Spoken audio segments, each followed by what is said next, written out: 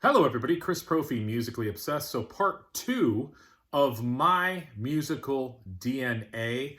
I'm going to link part one below so you can check that out, and that explains the idea behind this thread. Basically, I'm showing you 23 artists that have helped to shape me as a music fan and actually that have helped me become who I am today.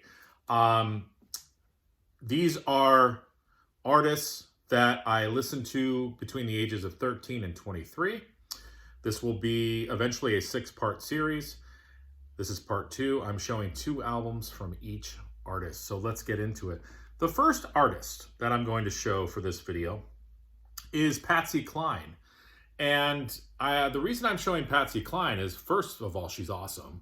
Secondly, when I was a teenager and I would visit my grandparents, I knew that when I got into their car, it would either be Frank Sinatra or Patsy Cline. And I ended up liking both of those artists. But I think from that point on, her melodies, her voice, the arrangements of that country music got into my head as a kid. And I've always liked Patsy Cline ever since. That was her greatest hits. I also have an album of hers called A Portrait of Patsy Cline. This was on the Decca label.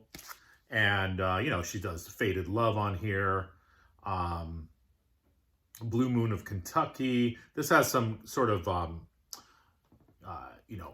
lesser known songs. Of course, her greatest hits had like I Fall to Pieces on it, Crazy, Back in Baby's Arms, things like that. But Patsy Cline, definitely part of my DNA. This next one's going to be a little strange, but let me explain it. It's the Ray Conniff Singers. Oh yeah, I forgot to say, if this is the first time you're watching this, I'm going alphabetical. Now, why the Ray Conniff Singers? Because every Christmas I would hear the Ray Conniff Singers because my parents only had a certain amount of Christmas albums. So whenever Christmas would roll around again, the Ray Conniff Singers would always come on.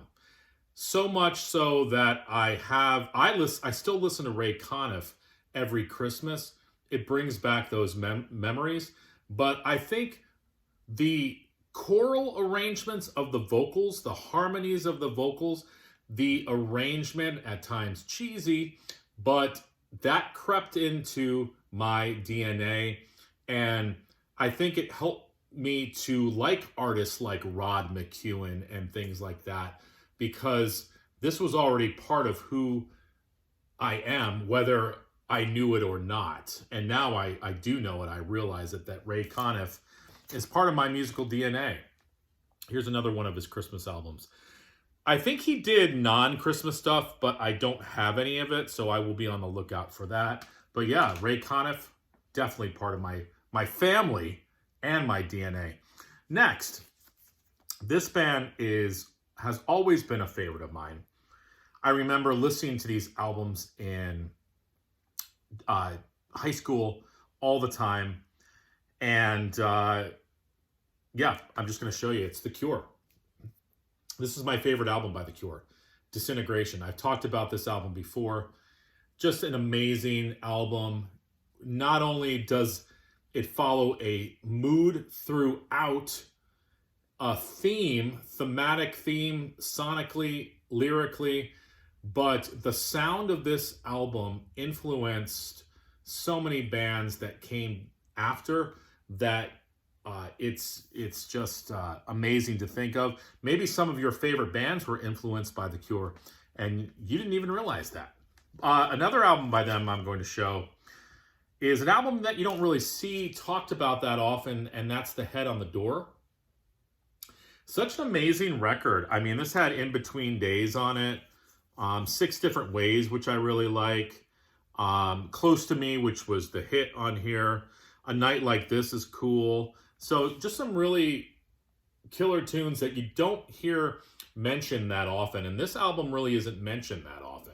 So I wanted to show it, The Head on the Door. But The Cure, definitely part of my DNA. Robert Smith's voice, every time I hear it, it brings me back to those days. And I can't wait till that new album comes out, whenever that may be. And last but not least is a singer-songwriter named Janis Ian. And I've seen her live, but this is the album that my mom handed to me, my mom and dad, after they found it at a yard sale. Because they're like, I think you're going to like this album, Chris. Listen to the song At 17. So I pulled it out. I believe the lyrics are in here too. And I listened to the song. I read the lyrics, and I was blown away by the artistry of that song. The guitar playing, the singing by Miss Janis Ian. And I've had a love of her music ever since. As I said, I've seen her in concert. I think I pretty much got everything that she's ever recorded on vinyl and CD. This album is amazing. Between the Lines, if you don't have this, you need this. The other album, and this is not my mom's copy, but my mom tells me stories of how she listened to this album in college.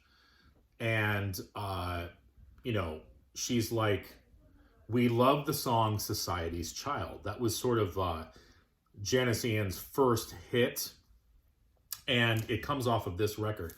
I always found that cover art striking, mysterious. This is on the Verve label. This is an original pressing, but not only Society's Child, but listen to the tune Hair of Spun Gold, a folk masterpiece. So this was part of my family, part of my DNA, still an artist that I listen to, and any compilation she comes out with or new album, I jump on it. So Janis Ian. So in this series, Patsy Cline, the Ray Conniff Singers, The Cure, and Janis Ian. This was part 2. I got 4 more parts for this thread, not a thread, but series. And hope you guys are enjoying it. My musical DNA.